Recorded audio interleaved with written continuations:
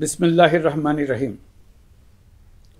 প্রিয় দেশবাসী, শিশু, কিশোর কিশোরী, তরুণ তরুণী, ছাত্রছাত্রী, বয়স্ক, বৃদ্ধ, নারী পুরুষ সবাইকে আমার সালাম জানাচ্ছি। আসসালামু আলাইকুম। আজ 5ই অগাস্ট, জুলাই গণ অভ্যুত্থান দিবস। বাংলাদেশের ইতিহাসের এক অবিস্মরণীয় দিন। 1 বছর আগে এই দিনে জুলাই গণ অভ্যুত্থান পূর্ণতা পায়। দীর্ঘদিনের ফ্যাসিবাদী শাসন থেকে মুক্ত হয় প্রিয় স্বদেশ। গত বছরের জুনে আদালতের একটি রায়ে সরকারি চাকরিতে কোটা পুনর্বহাল হলে দেশের তরুণ শিক্ষার্থী সমাজ বিক্ষুব্ধ হয়ে ওঠে। তাদের এই ক্ষোভ দাবানলে পরিণত হয় স্বৈরাচারের তুচ্ছ তাচ্ছিল্যে, দমন পীড়নে, নির্বিচারে গুলিবর্ষণ, নির্মম হত্যাযজ্ঞের কারণে। স্বৈরাচারী শাসকের নির্দেশে পরিচালিত হত্যাযজ্ঞের সামনে নির্ভীক চিত্তে দাঁড়িয়েছিল এদেশের ছাত্র, শ্রমিক, জনতা। তাদের সম্মুখভাগে ছিলেন আমাদের অদম্য নারীরা। দেশকে স্বৈরাচার মুক্ত করতে অকাতরে জীবন উৎসর্গ করেছেন তাঁরা। আজকের দিনে আমি জাতির সূর্য সন্তান জুলাই শহীদদের গভীর শ্রদ্ধার সঙ্গে স্মরণ করছি। জুলাইয়ে যারা আহত হয়েছেন, চিরতরে পঙ্গু হয়েছেন, দৃষ্টি হারিয়েছেন, জাতির পক্ষ থেকে আমি তাদের প্রতি শ্রদ্ধা ও কৃতজ্ঞতা জানাচ্ছি। প্রিয় দেশবাসী, গত 1 বছরে আমরা অনেক সংকট ও সম্ভাবনার মধ্য দিয়ে পার করেছি। অনেক ঘটনা, দুর্ঘটনা আমাদের গভীরভাবে বেদনাহত করেছে। সর্বশেষ মাইলস্টোন কলেজে বিমান বিধ্বস্ত হয়ে ঝরে গেছে আমাদের কোমলমতি শিশুসহ বেশ কিছু মানুষের প্রাণ। আগুনে পুড়ে আহত হয়েছেন অনেকেই। এই ঘটনা আমাদের সবাইকে শোকস্তব্ধ করে দিয়েছে। এই দুর্ঘটনায় নিহতদের আত্মার শান্তি কামনা করছি। যারা এখনো হাসপাতালে চিকিৎসাধীন, তাদের দ্রুত আরোগ্য কামনা করছি।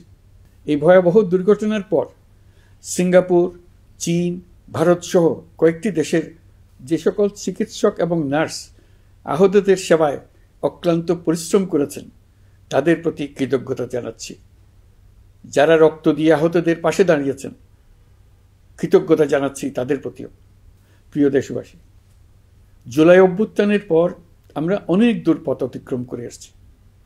আমাদের জাতীয় জীবনে শান্তি শৃঙ্খলা ফিরে এসছে, অর্থনীতিতে গতিশীলতা এসছে, সংকট দূর হয়েছে। মাত্র কয়েকদিন আগে যুক্তরাষ্ট্রের সঙ্গে আমরা সফলতার সঙ্গে শুল্ক আলোচনা সমাপ্ত করেছি। এর ফলে আমাদের অর্থনীতির সম্ভাবনা বহুগুণ বেড়ে গিয়েছে। যখন 1 বছর আগে আমাদের অন্তর্বর্তীকালীন সরকার 16 বছর ব্যাপী একটানা ধ্বংসযজ্ঞ এবং লুটপাটে বিধ্বস্ত এক অর্থনীতির দায়িত্ব নিয়েছিলাম, তখন কারোরই মনে হচ্ছিল না এই বিধ্বস্ত অর্থনীতিকে আবার সহজে চালু করা যাবে।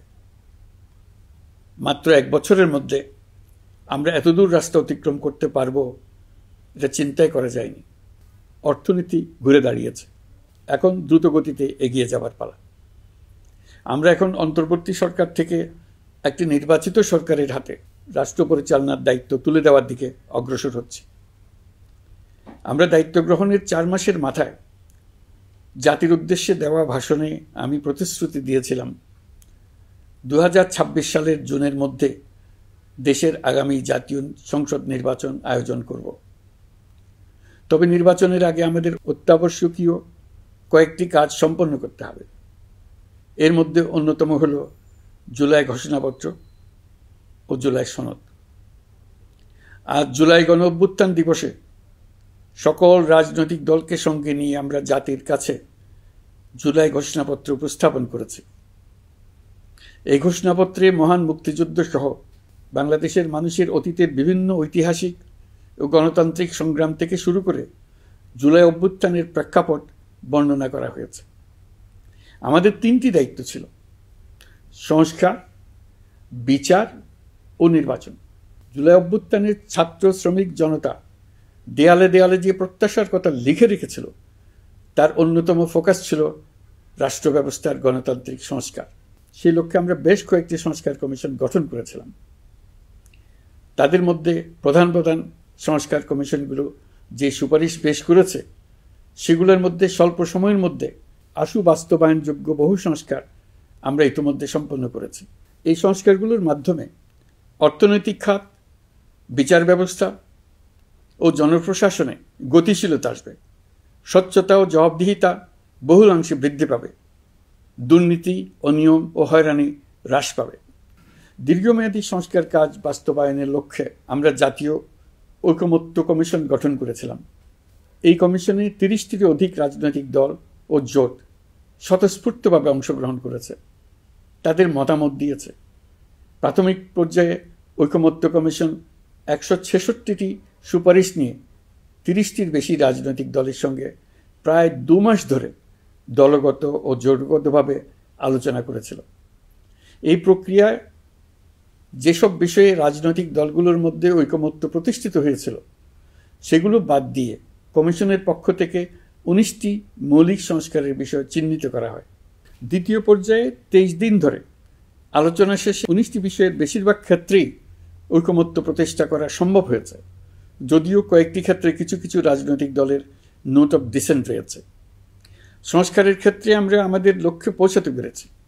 ঐকমত্য কমিশনের পরিচালনায় দেশের সকল রাজনৈতিক দল মিলে দীর্ঘদিন ধরে প্রতিনিয়ত আলাপ আলোচনার ভিত্তিতে জুলাই সনদ চূড়ান্ত হওয়ার পর্যায়ে এসছে। জুলাই সনদ একটি ঐতিহাসিক অর্জন। এটা শুধু আমাদের রাজনৈতিক ইতিহাসে নয়, বৃহত্তর পরিমণ্ডলের রাজনৈতিক ইতিহাসেও স্মরণীয় হয়ে থাকবে। দলিল তো স্মরণীয় হয়ে থাকবেই, এটা রচনার প্রক্রিয়াও স্মরণীয় হয়ে থাকবে। এই দলিল প্রণয়নের জন্য আমি সকল রাজনৈতিক দলের নেতৃবৃন্দকে এবং ঐকমত্য কমিশনের সদস্যবৃন্দকে, বিশেষ করে এই উদ্যোগের নেতৃত্ব দানকারী প্রফেসর আলী রিয়াজকে জাতির পক্ষ থেকে অশেষ কৃতজ্ঞতা ও ধন্যবাদ জানাচ্ছি। রাজনৈতিক দলের প্রতিনিধিরা অত্যন্ত সৌহার্দ্যপূর্ণ পরিবেশে আলোচনায় অংশ নিয়েছেন। মতপার্থক্য থাকা সত্ত্বেও সকল রাজনৈতিক দলের মধ্যে ঐকমত্য তৈরির চেষ্টা ছিল। আমরা আশা করছি এই ঐকমত্যের ভিত্তিতে অচিরে রাজনৈতিক দলগুলি জুলাই সনদে স্বাক্ষর করবে এবং এর বাস্তবায়নেও ঐকমত্যে পৌঁছাবে। জুলাই সনদ বাংলাদেশে সুষ্ঠুভাবে ক্ষমতা হস্তান্তর, জবাবদিহিমূলক রাষ্ট্রীয় প্রতিষ্ঠানগুলোর স্বাধীনতা ও সক্ষমতা, নাগরিক অধিকারের সত্যিকারের বাস্তবায়ন, রাষ্ট্রীয় সম্পদ ও সামর্থ্যের ব্যবস্থাপনা নিশ্চিত করবে। আমাদেরকে নিশ্চিত করতে হবে ভবিষ্যতের কোনো সরকারই যেন আর ফ্যাসিস্ট হয়ে উঠতে না পারে। রাষ্ট্রকে এমনভাবে মেরামত করতে হবে যাতে কখনো কোথাও ফ্যাসিবাদের লক্ষণ পাওয়া গেলেই সেটিকে যেন তাৎক্ষণিকভাবে সেখানেই নির্মূল করা যায়, আর যেন 16 বছরের জন্য অপেক্ষা করতে না হয়, বহু মানুষকে প্রাণ দিতে না হয়, আমাদের যেন আরেকটি গণ অভ্যুত্থানের প্রয়োজন না হয়। জুলাই আগস্টের মানবতা বিরোধী অপরাধ মামলায় বিচার কাজ দৃঢ়ভাবে এগিয়ে চলেছে। বিচারের আনুষ্ঠানিক শুনানি পর্বও শুরু হয়েছে। ইতিহাসের নির্মম হত্যাযজ্ঞে যারা জড়িত তাদের বিচার এদেশের মাটিতে হবেই। বিচার প্রক্রিয়া ও এর ফলাফল ক্রমান্বয়ে মানুষের কাছে প্রকাশিত হতে থাকবে। বিচারের পুরো প্রক্রিয়া দেশবাসীর কাছে স্বচ্ছ ও দৃশ্যমান রাখা হচ্ছে। এবার আমাদের সর্বশেষ দায়িত্ব পালনের পালা, নির্বাচন অনুষ্ঠান। আজ এই মহান দিবসে আপনাদের সামনে এই বক্তব্য রাখার পর থেকেই আমরা আমাদের সর্বশেষ এবং সবচেয়ে গুরুত্বপূর্ণ অধ্যায়ে প্রবেশ করব। আমরা এবার একটা নির্বাচিত সরকারের কাছে দায়িত্ব হস্তান্তরের প্রক্রিয়া শুরু করব। অন্তর্বর্তী সরকারের পক্ষ থেকে আমি প্রধান নির্বাচন কমিশনারের কাছে চিঠি পাঠাব যেন নির্বাচন কমিশন আগামী রমজানের আগে 2026 সালের ফেব্রুয়ারি মাসে জাতীয় নির্বাচন অনুষ্ঠানের আয়োজন করেন। আপনারা সকলেই দোয়া করবেন যেন সুন্দরভাবে নির্বাচন অনুষ্ঠান করে এদেশের সকল নাগরিক একটি নতুন বাংলাদেশ গড়ার কাজে সফলভাবে এগিয়ে যেতে পারে। আমরা সরকারের পক্ষ থেকে এই নির্বাচন যাতে সুষ্ঠু, শান্তিপূর্ণ এবং উৎসবমুখরভাবে সম্পন্ন করা যায় সেজন্য সকল প্রকার সাহায্য সহযোগিতা প্রদান করব। এবারের নির্বাচন যেন আনন্দ উৎসবের দিক থেকে, শান্তি শৃঙ্খলার দিক থেকে, ভোটার উপস্থিতির দিক থেকে সৌহার্দ্য ও আন্তরিকতার দিক থেকে দেশের ইতিহাসে স্মরণীয় হয়ে থাকে। সেই জন্য সকল আয়োজন সম্পন্ন করতে আগামীকাল থেকে আমরা সকলেই মানসিক প্রস্তুতি ও প্রাতিষ্ঠানিক আয়োজন শুরু করব। নির্বাচনে ভোটারদের সম্পর্কে দুই একটা কথা বলতে চাই। এবার আমরা প্রবাসী ভোটারদের ভোট দেওয়ার আয়োজন নিশ্চিত করতে চাই। অর্থনৈতিক দিক থেকে সম্পূর্ণ বিধ্বস্ত বাংলাদেশ যে আবার দ্রুত ঘুরে দাঁড়াতে পেরেছে, তার বড় কারণ হলো আমাদের রেমিটেন্স যোদ্ধাদের ঐতিহাসিক অবদান। নির্বাচনে তাদের অংশগ্রহণ নিশ্চিত করার জন্য নির্বাচন কমিশন প্রস্তুতি নিচ্ছে। নারী ভোটাররা যেন দেশের সর্বত্র নির্দ্বিধায় আনন্দোৎসাহ সহকারে তাদের ভোট দিতে পারে, এটা নিশ্চিত করতে চাই। এবার যেন কেন্দ্রে কেন্দ্রে নারী ভোটারদের ঢল নামে, আমরা সেই লক্ষ্যে সমস্ত ব্যবস্থা গ্রহণ করব। দেশের মানুষের ভোটাধিকার কেড়ে নেবার কারণে গত 15 বছর ধরে নাগরিকবৃন্দ ভোট দিতে পারেনি। এবারের নির্বাচনে আমরা আমাদের বকেয়া আনন্দ সহ মহা আনন্দে ভোট দিতে চাই। এবারের নির্বাচনে জীবনে প্রথমবার ভোট দিতে যাবে এরকম ভোটাররা নানা উৎসবের মধ্য দিয়ে ভোট কেন্দ্রে যাবে, তাদের এই দিনটি স্মরণীয় করে রাখার জন্য। এর মধ্যে নতুন নারী ভোটার থাকবে, নতুন পুরুষ ভোটার থাকবে। এর মধ্যে এমন ভোটার থাকবে যারা 15 বছর আগে থেকেই ভোট দিতে পারত, কিন্তু জীবনে একবারও ভোট দিতে পারেনি। এর মধ্যে আসবে যারা 10 বছর আগে, 5 বছর আগে ভোট দিতে পারত কিন্তু পারেনি। আর আসবে ভাগ্যবান ও ভাগ্যবতীর দল, যারা এই প্রথমবার ভোটার হওয়ার যোগ্যতা লাভ করলো এবং সঙ্গে সঙ্গে ভোট দেওয়ার সুযোগও পেয়ে গেল। নির্বাচনের দিনকে আমরা ঈদের উৎসবের মতো করতে চাই। এবারের ভোটের আনন্দ থাকবে সবার মধ্যে। আপনারা সবাই বাচ্চা কাচ্চাদের নিয়ে ভোট কেন্দ্রে যাবেন। নাগরিক অধিকার প্রয়োগের মহা আনন্দ পরবর্তী বংশধরদের কাছে তুলে ধরার জন্য এখন থেকে প্রতিদিন আলাপ আলোচনা করুন। আপনার এলাকায় ভোটদান ব্যবস্থা কেমন হলে সুন্দর হয়, কেমন হলে আনন্দমুখর হয়, সেটা আগে থেকে ঠিক করার জন্য। নতুন বাংলাদেশ গড়ার কাজের ভিত্তি রচনা হবে এবারের নির্বাচনে। তার জন্য প্রস্তুতি নিন। প্রিয় দেশবাসী, দেশের ইতিহাসে এখন পর্যন্ত যতগুলো বড় সংঘাত, সহিংসতার ঘটনা ঘটেছে, তার সবগুলোর নেপথ্য কারণ ছিল ত্রুটিপূর্ণ নির্বাচন। ত্রুটিপূর্ণ নির্বাচনের মধ্য দিয়ে কোনো দল যদি গায়ের জোরে নির্বাচিত হয়ে ক্ষমতায় আসে, তার চূড়ান্ত পরিণতি কী তার জুলাই অভ্যুত্থান আমাদের দেখিয়ে দিয়েছে। আমরা ইতিহাসের কলঙ্কিত কোনো অধ্যায়ের পুনরাবৃত্তি আর করতে চাই না। আপনারা প্রত্যেকেই অবগত আছেন, একটা গোষ্ঠী নির্বাচনকে বাধাগ্রস্ত করার জন্য উন্মুখ হয়ে আছে। তারা দেশের গণতান্ত্রিক অগ্রযাত্রাকে ব্যাহত করতে দেশের বাইরে বসে ভেতরে থেকে নানা অপচেষ্টায় লিপ্ত রয়েছে। আমাদেরকে অবশ্যই খেয়াল রাখতে হবে তারা যেন নির্বাচনকে সংঘাতময় করে তোলার কোনো রকমের সুযোগ না পায়। মাথায় রাখবেন, পরাজিত শক্তি নির্বাচনের আগ পর্যন্ত বারবার মাথাচাড়া দিয়ে ওঠার চেষ্টা করবে, কিন্তু একটি অবাধ, সুষ্ঠু, নিরপেক্ষ নির্বাচন সফলভাবে আয়োজন করা গেলে অপশক্তির পরাজয় চূড়ান্ত হবে। নির্বাচন সংক্রান্ত বিষয়ে প্রতিনিয়ত পরামর্শ নেওয়ার জন্য আমরা প্রযুক্তির সাহায্য নেব। এই জন্য একটি অ্যাপ তৈরির উদ্যোগ নিচ্ছি। দ্রুত এই অ্যাপটি চালু হবে। আপনারা আপনাদের সকল পরামর্শ, সকল মতামত, সকল আশঙ্কা এবং উদ্যোগের কথা এই অ্যাপের মাধ্যমে আমাদেরকে জানাবেন। আমরা তা যথাযথ কর্তৃপক্ষকে জানিয়ে দেব, সমস্যা সমাধানের জন্য ব্যবস্থা নেব। রাজনৈতিক দলগুলোর প্রতি আমার আহ্বান থাকবে, আপনাদের নির্বাচনী ইশতেহারে, আপনাদের প্রতিশ্রুতি, প্রতিজ্ঞা, পরিকল্পনায় কোনো কিছুতেই যেন তরুণরা বাদ না পড়ে, নারীরা বাদ না পড়ে। মনে রাখবেন, যে তরুণ তরুণীরা বাংলাদেশকে বদলে দিয়েছে, তারা বিশ্বকেও বদলে দেওয়ার ক্ষমতা রাখে। আপনার দল থেকে তাদেরকে সেই সুযোগ দেওয়ার উদ্যোগ নেন। আগামী নির্বাচনে সবাই নিরাপদে যার যার পছন্দের প্রার্থীকে ভোট দেবে, এটা নিয়ে কারো কোনো আপত্তির সুযোগ রাখা যাবে না। আমরা সবাই সবার পছন্দের প্রতি সম্মান দেখাব, এটাই হোক আমাদের প্রতিজ্ঞা। প্রিয় দেশবাসী, আপনারা জানেন, সরকার দায়িত্ব গ্রহণের পরপরই দেশের দক্ষিণ ও উত্তরাঞ্চলে যে ভয়াবহ বন্যা পরিস্থিতি তৈরি হয়েছিল, তা ফসল উৎপাদনে ব্যাপক ক্ষতি সাধন করেছে। এর ফলে নিত্য প্রয়োজনীয় পণ্যের মূল্যবৃদ্ধির আশঙ্কা হয়েছিল। তবে সংশ্লিষ্ট প্রতিষ্ঠান ও কর্তৃপক্ষের যথাযথ পদক্ষেপ, নজরদারি ও মধ্যস্বত্বভোগীদের দৌরাত্ম্য কমানোর ফলে এটি এড়ানো গেছে। বিশেষ করে এবছরের পবিত্র মাহে রমজান মাস থেকে শুরু করে এখন পর্যন্ত বাজার পরিস্থিতি স্থিতিশীল রয়েছে।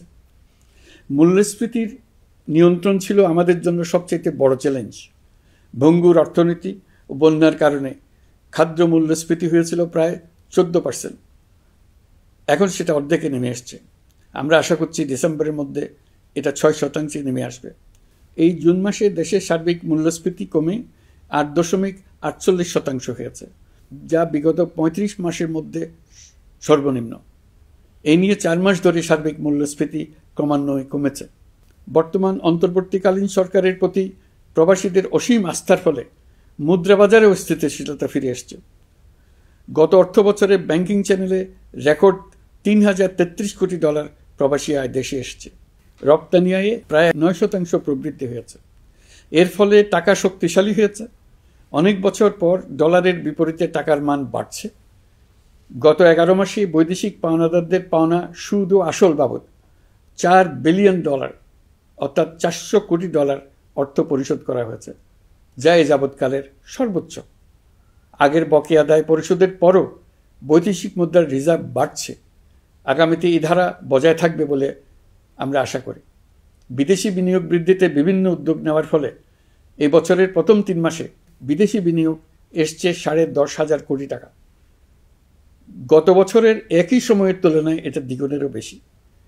আর অক্টোবর থেকে হিসাব করলে 6 মাসে ফরেন ডাইরেক্ট ইনভেস্টমেন্ট এসছে $16,500 কোটি, যা গত সরকারের আমলের শেষ 6 মাসের তুলনায় দ্বিগুণ। কর্মসংস্থান সৃষ্টি অন্তর্বর্তীকালীন সরকারের অন্যতম বড় লক্ষ্য। সম্প্রতি হংকং ভিত্তিক শিল্পগোষ্ঠী হান্ডা বাংলাদেশের বস্ত্র ও তৈরি পোশাক খাতে $250 মিলিয়ন বিনিয়োগের প্রতিশ্রুতি নিয়ে এসছে, যা এই খাতে চীনা কোনো কোম্পানির একক সর্বোচ্চ বিনিয়োগ। তাদের এই বিনিয়োগের ফলে 25,000 লোকের কর্মসংস্থান হবে। আমরা দৃঢ়ভাবে বিশ্বাস করি হান্ডার এই বিনিয়োগ আরও চীনা কোম্পানিকে এই দেশে বিনিয়োগের জন্য উৎসাহিত করবে। এর মাধ্যমে আমাদের তরুণ তরুণীদের কর্মসংস্থানের পথ খুলবে। গত 16 বছরে দেশ থেকে যে বিপুল পরিমাণ অর্থ পাচার হয়ে গিয়েছে, আমরা সেটা ফিরিয়ে আনার উদ্যোগ নিয়েছি।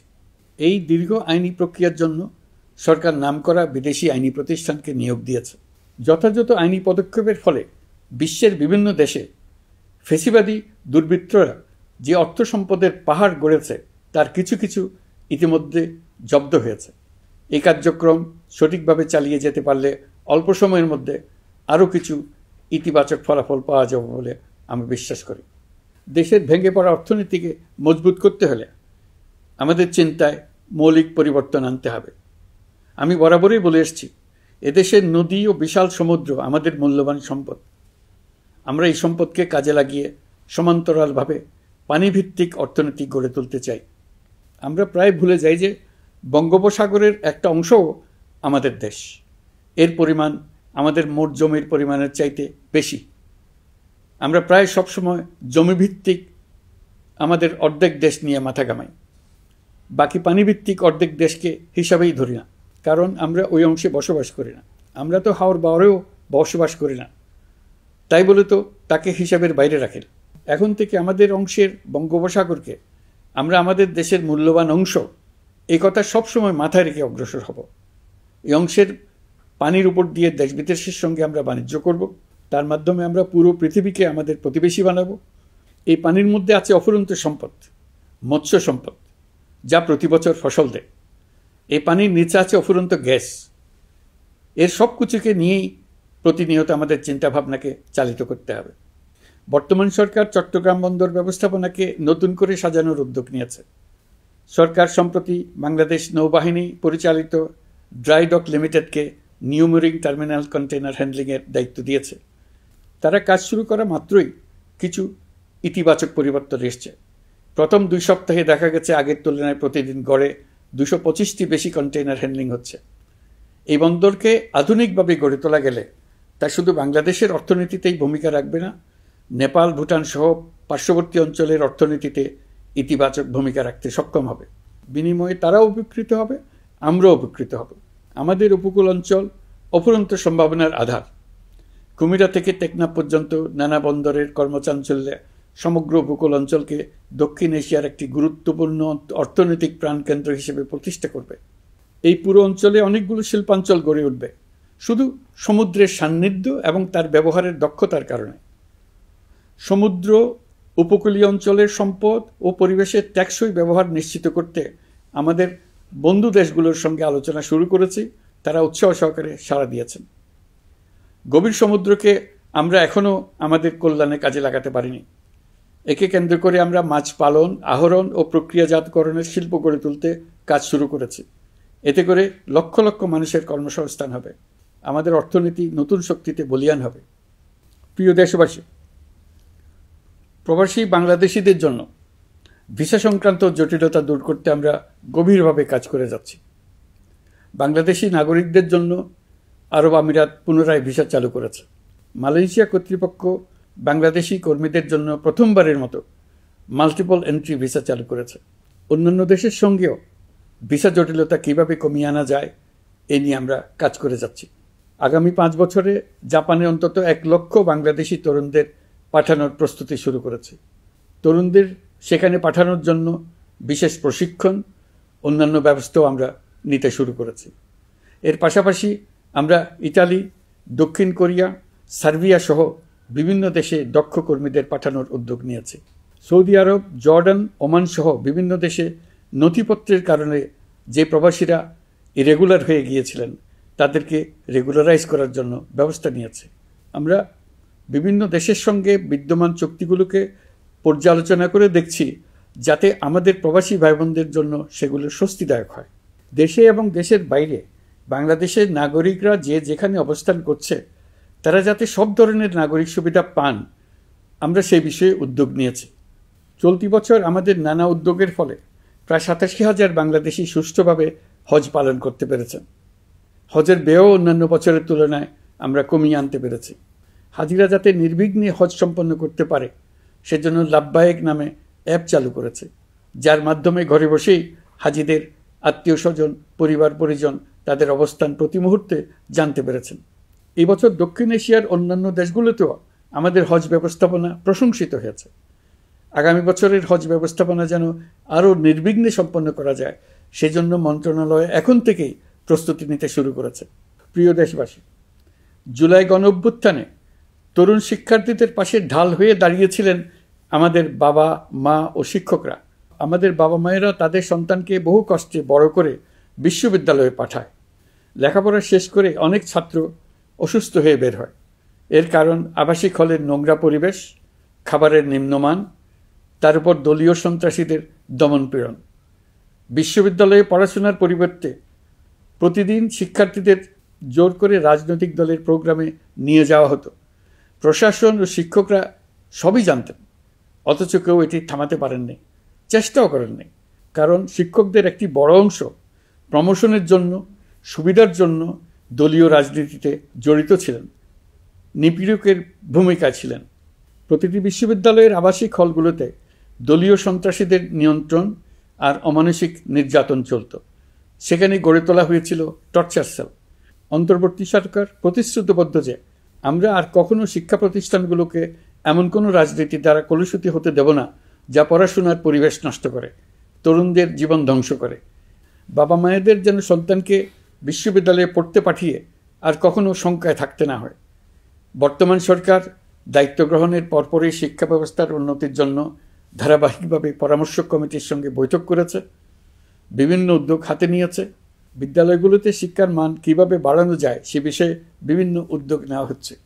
সরকার কিছুদিন আগে সারা দেশের সরকারি প্রাথমিক বিদ্যালয়ের সব প্রধান শিক্ষকের বেতনের গ্রেড 1 ধাপ বাড়িয়ে 10ম গ্রেড করার সিদ্ধান্ত নিয়েছে। এটি একটি যুগান্তকারী সিদ্ধান্ত। প্রাথমিক বিদ্যালয়গুলিতে শূন্য পদে 6,500 প্রধান শিক্ষক নিয়োগের প্রক্রিয়া চলছে। প্রাথমিকের পড়াশোনার পদ্ধতিগত পরিবর্তনের দিকেও আমরা মনোযোগ দিচ্ছি। সব স্কুলে ইন্টারনেট সংযোগ ও মাল্টিমিডিয়া শ্রেণীকক্ষ তৈরির নির্দেশ দেওয়া হয়েছে। পার্বত্য চট্টগ্রামে কমপক্ষে 100টি স্কুলে এবছরের মধ্যেই ই-লার্নিং চালু হবে। ঢাকা চট্টগ্রামের অভিজ্ঞ শিক্ষকরা প্রযুক্তির সহায়তায় এসব স্কুলে শিক্ষকতা করে সেখানকার শিক্ষক ঘাটতি পূরণ করবেন। যেসব এলাকায় বিদ্যুতের ঘাটতি রয়েছে সেখানে সোলার প্যানেল বসিয়ে বিদ্যুতের ঘাটতি নিরসন এবং মোবাইল নেটওয়ার্ক ও স্টারলিংক পরিষেবা ব্যবহার করে এই সংকট মোকাবেলা করা হচ্ছে। স্কুলগুলোতে মেয়েদের জন্য বিশেষ ব্যবস্থা গ্রহণ করে তাদের পড়াশোনার উপযোগী করে তোলা হচ্ছে।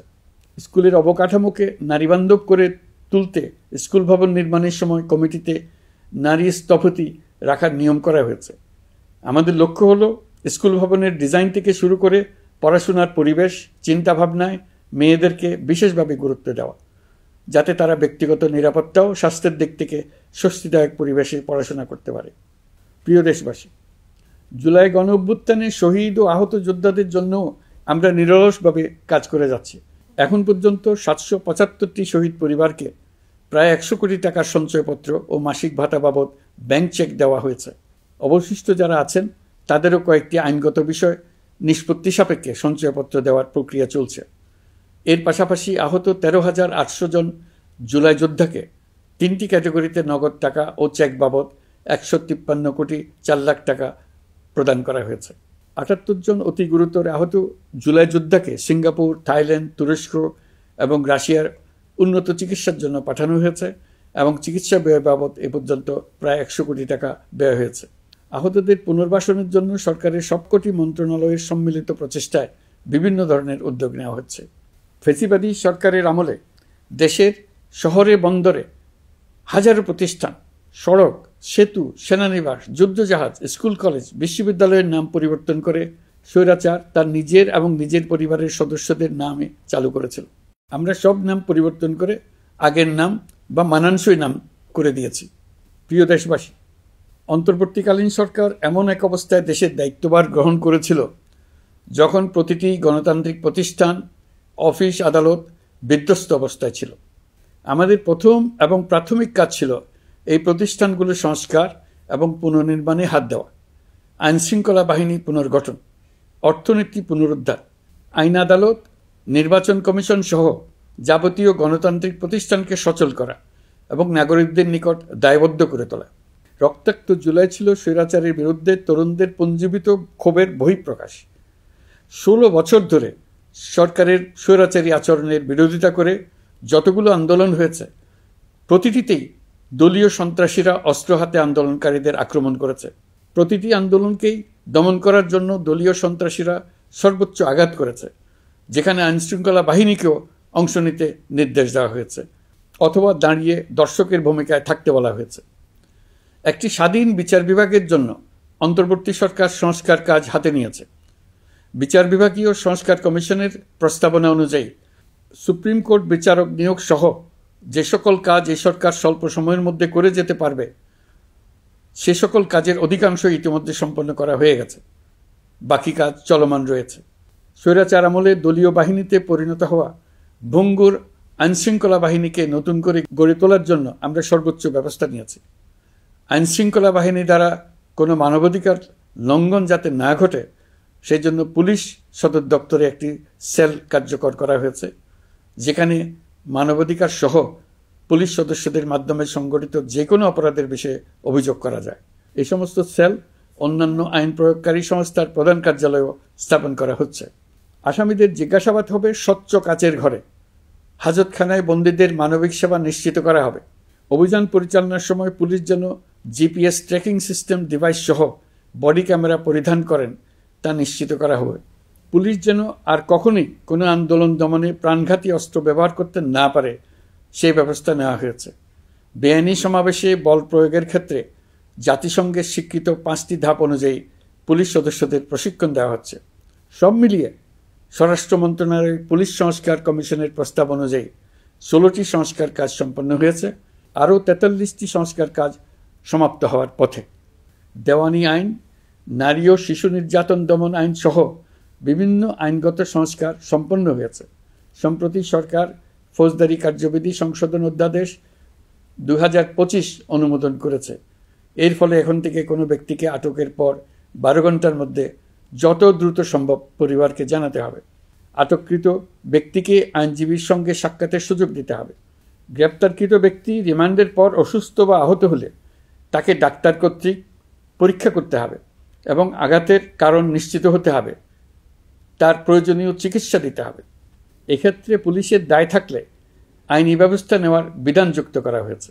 এই আইনের ফলে গ্রেফতার ও আটক নিয়ে মানুষের হয়রানি অনেক কমে আসবে, পুলিশের জবাবদিহিতা বাড়বে এবং বিচারের কাজ দ্রুততর হবে।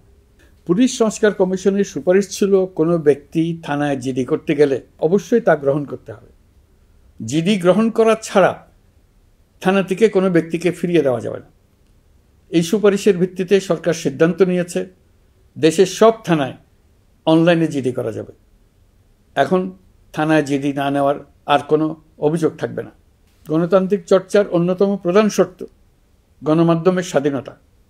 অতীত ইতিহাসের দিকে তাকালে দেখা যায় মুক্ত সাংবাদিকতার ক্ষেত্রে প্রথম এবং সবচেয়ে বড় বাধা হিসেবে কাজ করেছে সরকার। অন্তর্বর্তী সরকার এইসব বাধা অপসারণে বিভিন্ন উদ্যোগ নিয়েছে।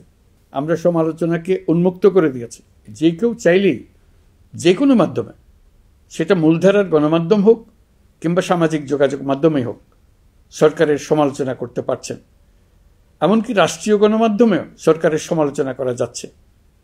নিকট অতীতে যা ছিল অকল্পনীয়। সাংবাদিকদের জবাবদিহিতা নিশ্চিত করার জন্য সরকার ইতিমধ্যে প্রেস কাউন্সিল পুনর্গঠন করেছে। আপনারা জানেন, সামাজিক যোগাযোগ মাধ্যমে প্রতিদিন বিপুল পরিমাণ গুজব ও অপতথ্য ছড়িয়ে পড়ছে। দেশকে অস্থিতিশীল করতে হাতিয়ারে পরিণত হয়েছে গুজব। অপতথ্য মোকাবেলা করার জন্য সাংবাদিকদের সক্ষমতা বাড়াতে বিভিন্ন ধরনের প্রশিক্ষণের ব্যবস্থা নেওয়া হচ্ছে। স্বৈরাচারী সরকার আমলে সাংবাদিকতার ক্ষেত্রে বড় বাধা ছিল ডিজিটাল নিরাপত্তা আইন, যা পরে সাইবার নিরাপত্তা আইন রূপে আবির্ভূত হয়েছিল। আমরা এই আইনটি বাতিল করেছি।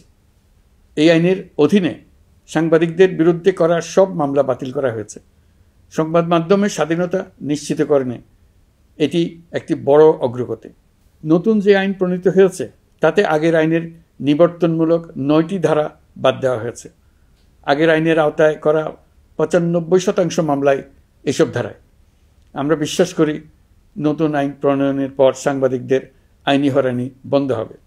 গত বছর মানুষের প্রতিবাদকে স্তব্ধ করে দিতে ফ্যাসিবাদী সরকার ইন্টারনেট বন্ধ করে দিয়েছিল, যাতে গোপনে তারা দমন নিপীড়ন হত্যাকাণ্ড চালাতে পারে। অন্তর্বর্তী সরকার সাইবার সুরক্ষা আইন সংশোধন করে নতুন অধ্যাদেশে প্রথমবারের মতো ইন্টারনেটকে মৌলিক অধিকার হিসেবে অন্তর্ভুক্ত করেছে। সম্প্রতি আন্তর্জাতিক bandwidth real time internet traffic পরিবহনে 4 টেরাবাইট সেকেন্ডের মাইলফলক অতিক্রম করেছে বাংলাদেশ সাবমেরিন কেবলস পিএলসি। বাংলাদেশে ইন্টারনেট সেবার মান ভালো করতে সরকারের পক্ষ থেকে সর্বোচ্চ উদ্যোগ নেওয়া হয়েছে। প্রিয় দেশবাসী, আপনাদের আহ্বানে একটি ঐতিহাসিক সন্ধিক্ষণে আমরা দায়িত্বভার গ্রহণ করেছিলাম। জুলাই অভ্যুত্থানে সৃষ্ট নতুন বাংলাদেশের যে অভূতপূর্ব সম্ভাবনা জাগ্রত হয়েছে, তাকে এগিয়ে নিতে আপনারা আমাদেরকে দায়িত্ব দিয়েছিলেন। গত 12 মাস ধরে আপনাদের সবাইকে সাথে নিয়ে জুলাইয়ের দাবি পূরণের চেষ্টা করে যাচ্ছি। আসুন আজ জুলাই গণ অভ্যুত্থান দিবসে প্রতিজ্ঞাবদ্ধ হই এই জাতিকে আমরা আর কখনো বিভক্ত হতে দেব না। আমরা সকল নাগরিকের প্রতি মর্যাদাশীল থাকব, তিনি যেই পরিচয়েরই হন না কেন। আমরা দৈনন্দিন জীবনে নানা ঘাত প্রতিঘাতে সাময়িকভাবে যদি পথভ্রষ্ট হয়েও পড়ি, প্রতি বছর জুলাই আমাদেরকে নতুন করে ঐক্যবদ্ধ হতে শক্তি যোগাবে। জুলাই তরুণদের উসিলায় জাতির আত্ম আবিষ্কারের মাস, ভুলভ্রান্তি শুধরে নেবার মাস, গর্তে পড়ে যাওয়ার প্রবণতা থেকে নিজেদেরকে রক্ষা করার মাস। জুলাই গ্রামে গঞ্জে, সরকারি বেসরকারি স্কুল কলেজে, বিশ্ববিদ্যালয়ে, ফসলের মাঠে, ঘরে বাড়িতে কিশোর কিশোরী তরুণ তরুণীদের কাছ থেকে তাদের আকাঙ্ক্ষাগুলো জেনে নেওয়ার মাস। নির্বাচন আসছে। যদি আপনি আপনার নির্বাচনী এলাকা থেকে দূরে বসবাস করেন, তবে এখন থেকে নিয়মিত নির্বাচনী এলাকা পরিদর্শন করুন, যাতে সেরা ব্যক্তিকে নির্বাচিত করতে আপনি প্রস্তুত হতে পারেন। যাদের তাজা রক্তের বিনিময়ে আমরা আমাদের এই অতি মূল্যবান অধিকার ফিরে পেলাম, ভোটটা দেওয়ার আগ মুহূর্তে যেন তাদের চেহারা আমাদের চোখে ভেসে ওঠে। ফেব্রুয়ারি বেশি দূরে নয়। নির্বাচন নিয়ে প্রস্তুতি নিতে নিতেই ভোটের দিন এসে পড়বে। বহু বছর আমরা কেউ ভোট দিতে পারিনি। এবার আমরা সবাই ভোট দেব, কেউ বাদ যাবে না। সবাই যেন বলতে পারি, নতুন বাংলাদেশ গড়ার পথে দেশকে রওনা করার জন্য আমি আমার ভোটটা দিয়েছিলাম। আমার ভোটেই দেশটা সে পথে রওনা হতে পেরেছিল। জুলাই গণ অভ্যুত্থান দিবসে সকল নাগরিকের কাছে আমার আহ্বান, আসুন নতুন বাংলাদেশ গড়ার প্রথম বড় পরীক্ষায় সফলভাবে উত্তীর্ণ হই। মহান আল্লাহ আমাদের সহায় হন। আল্লাহ হাফেজ।